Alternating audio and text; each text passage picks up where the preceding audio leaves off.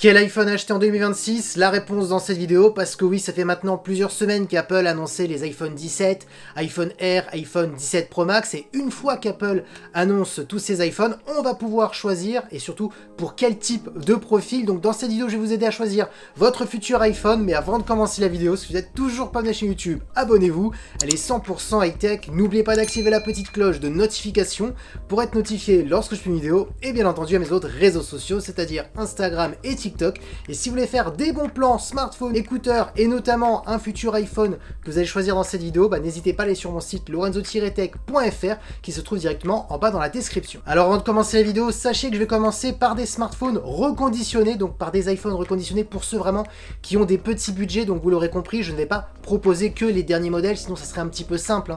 Il y a les iPhone 17, iPhone Air et iPhone 17 Pro, donc la vidéo serait vraiment trop simple et il n'y aurait pas d'intérêt à faire ce style de vidéo. Donc c'est pour ça que je vais vous proposer deux modèles reconditionnés à acheter quand on a un petit budget, et ensuite on montera tout doucement en termes de prix, et à chaque fois pour chaque catégorie d'iPhone je vous dirai pour quel type de profil sont destinés ces iPhones. Alors le premier iPhone que je conseille dans le reconditionné, eh bien c'est simplement l'iPhone 15 Pro Max. Pourquoi? C'est très simple, si vous voulez bénéficier des dernières mises à jour, et notamment pour Apple Intelligence. Alors c'est vrai qu'Apple pour l'instant est en retard sur l'IA, il y a beaucoup de choses qu'on ne retrouve pas encore sur les iPhones par rapport à tout ce qu'Apple avait annoncé, mais les mises à jour futures, notamment pour mars, les dernières infos, les dernières fuites parlent que ce serait pour mars qu'on aurait les nouvelles fonctionnalités d'intelligence artificielle.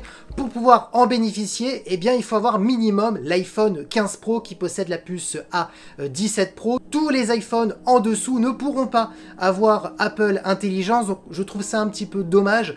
Si déjà on part dans le reconditionné, c'est pour avoir des iPhones beaucoup moins chers, alors autant avoir le dernier iPhone qui permettra d'avoir toutes les dernières mises à jour d'intelligence artificielle. Donc c'est pour ça que pour ma part, il faut viser minimum l'iPhone 15 Pro, parce que pour rappel, l'iPhone 15 classique ne peut pas avoir tout ce qui est intelligence artificielle. Alors bien entendu, j'ai pas donné de prix parce que dans le reconditionné, il y a un petit peu de tout dépend aussi le grade que vous achetez. Alors moi, petit conseil, je vous conseille de prendre un grade A ou un grade B, parce qu'après, ça veut dire qu'il y a beaucoup de composants qui sont changés, et malheureusement, la plupart des composants ne sont pas des composants officiels. Donc je vous conseille souvent de prendre quand même le modèle le plus cher, qui soit en tout cas en meilleur état. Pour un iPhone 15 Pro, on peut le trouver souvent entre 600 et 650 euros. Du coup, le profil type pour l'iPhone 15 Pro, c'est vraiment pour une personne qui n'a pas un gros budget, mais qui veut quand même un bon iPhone, donc pour faire des belles photos, pour faire des vidéos, des bonnes performances, et aussi pour avoir les futures mises à jour d'Apple Intelligence. Donc tout ça à bord de cet iPhone 15 Pro, qui reste encore un excellent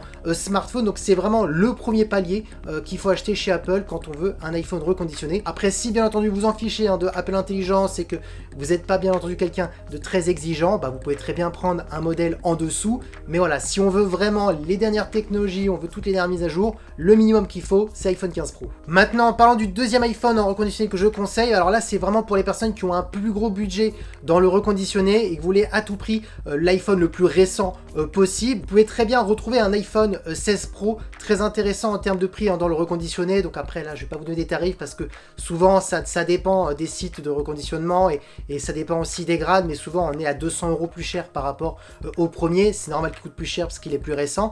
Et là c'est vraiment pour les personnes qui veulent toutes les petites mises à jour qu'a eu l'iPhone 16 Pro au niveau de la photo, au niveau de l'écran, une batterie qui est légèrement meilleure, surtout aussi pour Apple Intelligence, vu qu'on a aussi un peu plus de RAM, un peu plus de perf, le processeur a été mieux traité pour les futures mises à jour d'intelligence artificielle. Donc là c'est vraiment pour ceux qui veulent ce qu'il y a de mieux dans le reconditionné, bien entendu, par rapport à un prix qui reste toujours plus bas qu'un iPhone 17 Pro Max. Troisième iPhone que j'ai choisi, là on quitte le reconditionné, et si vous n'aimez pas le reconditionné parce que vous voulez du neuf, et il y a une possibilité maintenant chez Apple depuis l'année dernière. Il s'appelle tout simplement l'iPhone 16e.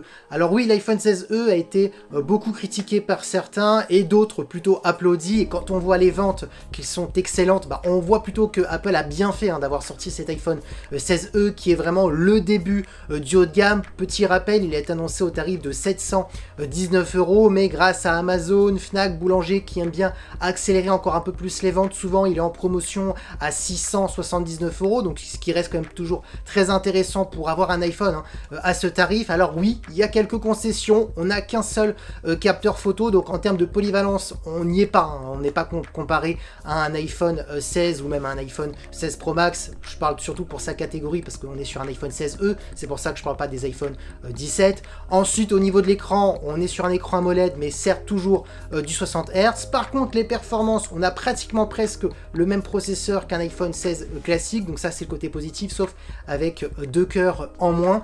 Et la batterie, elle est plutôt bonne, malgré qu'on n'est pas sur la plus grosse batterie, parce qu'on a les puces d'Apple qui est là avec l'optimisation pour avoir une meilleure autonomie. Donc pour qui il est destiné cet iPhone 16e? Et bien tout simplement pour une personne qui veut rentrer dans l'univers d'Apple, ou une personne qui veut tout simplement un iPhone parce que vous aimez beaucoup l'écosystème d'Apple, vous aimez iOS, et notamment iOS 26 avec Apple Intelligence qui est compatible avec cet iPhone, parce qu'on est sur un smartphone quand même haut de gamme. Et bien c'est juste parfait, on est vraiment sur un iPhone qui pourrait suffire à 70% des personnes qui veulent rentrer dans l'univers d'Apple, ou même pour une personne qui ne veut pas 10 000 capteurs photos, qu'un seul capteur ça suffit pour faire des photos par-ci par-là, parce que le capteur de 48 mégapixels principal de l'iPhone 16e est très bon, c'est juste qu'on n'a pas la polyvalence, comme on n'a pas d'ultra grand angle et on n'a pas de téléobjectif. Donc franchement l'iPhone 16e c'est vraiment intéressant pour une personne qui veut un iPhone 9 à ce tarif-là et pas du reconditionné. Quatrième iPhone que j'ai choisi, bah là c'est très simple, hein, je pense que tout le monde va choisir cet iPhone, c'est l'iPhone 17 qui va remplir à 90% des utilisations un petit peu de tout le monde, parce que oui, cet iPhone 17, ça reste maintenant le meilleur rapport qualité-prix chez Apple. Alors je rappelle le tarif, il a été annoncé au tarif de 969 € en 256 Go directement, parce que oui, Apple a fait un petit cadeau, on n'est plus à 128 Go, maintenant quand directement on monte à 256 Go. Bien entendu, si vous allez sur Amazon, Fnac, Darty, des fois il y a des petites promotions, on peut l'avoir à 900 € pile, donc ça reste toujours 69 € de réduction. Alors pourquoi c'est le grand banger cette année? D'ailleurs on le voit déjà hein, au niveau des ventes, hein, l'iPhone 17 est l'iPhone le plus vendu actuellement, même en Chine. Apple avait perdu des parts de marché en Chine parce qu'il y avait pas mal de petites choses qui étaient problématiques chez Apple, notamment le manque de 120 Hz pour un iPhone proche des 1000 €, et là ça a été résolu, donc du coup bah, ça relance les ventes en Chine, où là Apple avait un petit peu perdu des ventes à cause de ça. Donc je l'ai dit, hein, le point positif de cet iPhone 17, c'est qu'il corrige hein, tous les points négatifs qu'on avait sur un iPhone 16, c'est-à-dire on n'avait pas 220 Hz, maintenant ça y est, on a du 120 Hz. L'écran se rapproche vachement d'un écran pro, parce que oui, écran lumineux de 3000 nits, comme les iPhone 17 Pro, du 120 Hz, un super écran AMOLED, donc maintenant on a un bon écran pour moins de 1000 €, même si attention, hein, l'écran d'avant était très bon, c'est juste qu'on n'avait pas le 120 Hz et l'écran n'était pas aussi lumineux qu'une version Pro, donc c'est ça en fait l'avantage de cette année. Ensuite en termes de performance, on a la puce A19, certes pas A19 Pro comme la version Pro, mais elle est très très proche, donc on est sur des bonnes performances. On a une meilleure autonomie, une recharge beaucoup plus rapide, et surtout la partie photo aussi qui a été améliorée, même si attention c'est la version Pro qui a eu les plus gros changements. Donc il n'y a que des bonnes mises à jour sur cet iPhone 17 au même prix qu'un iPhone 16, donc c'est pour ça qu'en fait il n'y a pas photo. Si vous avez un budget, il faut directement foncer sur un iPhone 17 et non un iPhone 16, parce que je les vois hein, les questions qui vont me venir en commentaire sur ma vidéo. Est-ce que tu me conseilles d'acheter un iPhone 16 ou un iPhone 17? La réponse c'est directement non. Directement il faut foncer pour un iPhone 17. Si vous avez déjà un iPhone 16, ça sert à rien de changer, parce qu'il n'y a pas non plus un gros changement, mais par rapport au prix qu'il est sorti cet iPhone 17, il y a trop de bonnes mises à jour qui sont arrivées pour acheter un iPhone 16, hein. Donc je le répète, écran plus lumineux, du 120 Hz, nouveau au processeur, meilleure gestion de l'autonomie, donc ça fait quand même pas mal de petites nouveautés qu'on peut pas négliger. Et dernier iPhone que je conseille, donc c'est le 5e, vous l'aurez compris, l'iPhone 17 Pro, qui est maintenant le successeur de l'iPhone 16 Pro de l'année dernière. Et là c'est un petit peu hein, comme l'iPhone 16 et l'iPhone 17, si vous hésitez entre un iPhone 16 Pro et un iPhone 17 Pro, bah non, n'hésitez pas, parce qu'il y a pas mal de choses hein, qui ont changé. Donc comme l'iPhone 17, écran plus lumineux, on avait déjà du 120 Hz bien entendu l'année dernière, donc ça ne change pas. Par contre, un écran avec un système anti-reflet, donc chose qu'on n'avait pas l'année dernière sur l'iPhone Pro, et pareil aussi sur l'iPhone 17, j'ai oublié d'en parler, on a aussi un revêtement anti-reflet, donc le même que sur les versions Pro. La partie photo, là aussi il y a eu du gros changement au niveau du téléobjectif, qui passe de 12 mégapixels à 48 mégapixels, et on peut maintenant zoomer jusqu'à x8 en hybride, et on a déjà pu voir déjà maintenant les tests, hein, le x8 est excellent chez Apple, il a même battu certains smartphones comme Google ou Samsung au niveau du traitement photo. Donc ça y est, Apple a rattrapé son retard au niveau du zoom, parce que ça a toujours été le souci chez Apple, c'était les zooms qui étaient plutôt médiocres hein, comparé à la concurrence. La partie photo au niveau du traitement aussi a été améliorée, le processeur, on a la toute dernière puce A19 Pro, une plus grosse batterie comparée à l'année dernière, une meilleure gestion de l'autonomie et une recharge aussi plus rapide, hein. On est passé de 25 watts à 40 watts, donc beaucoup trop de nouveautés pour acheter un iPhone 16 Pro, parce que au même prix en plus, hein, pareil, il n'y a pas eu d'augmentation de tarifs.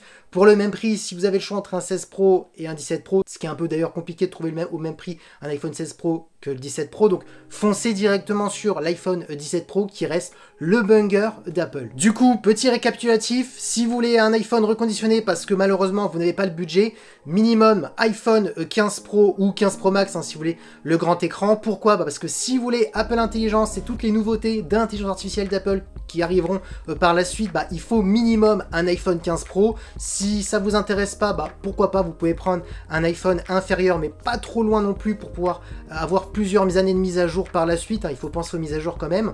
Ensuite, le 16 Pro pour ceux qui ont un plus gros budget, toujours dans le reconditionné. Si vous voulez avoir un modèle plus récent, ça sera mieux de prendre le 16 Pro. Ensuite, si vous n'aimez pas le reconditionné, ce que je peux comprendre, vous voulez avoir un iPhone 9, et là actuellement le meilleur rapport qui a été pris dans le début du haut de gamme chez Apple, c'est l'iPhone 16e, qui est un excellent smartphone, sauf bien entendu, on n'est pas aussi polyvalent qu'un iPhone 17, parce que oui, on n'a qu'un seul capteur, on a par contre un très bon processeur pour faire du gaming, donc ça c'est le côté positif, ou même pour durer dans le temps en termes de mise à jour. On a aussi Apple Intelligence qui est compatible vu qu'on est sur un bon processeur, une bonne batterie, un écran qui n'est pas trop grand aussi, ça peut être un argument pour ceux qui ne veulent pas des gros écrans, donc l'iPhone 16e est juste parfait par rapport à son prix. Ensuite bien entendu l'iPhone 17 qui reste pour ma part un grand banger, et quand on voit les ventes ça se comprend parce qu'il peaufine et corrige tous les petits défauts qu'il avait avant, c'est-à-dire on n'avait pas de 120 Hz qui était souvent le petit blocage pour certaines personnes, donc là maintenant ça y est, on a le 120 Hz, l'écran aussi se rapproche d'un iPhone 17 Pro parce qu'on a un écran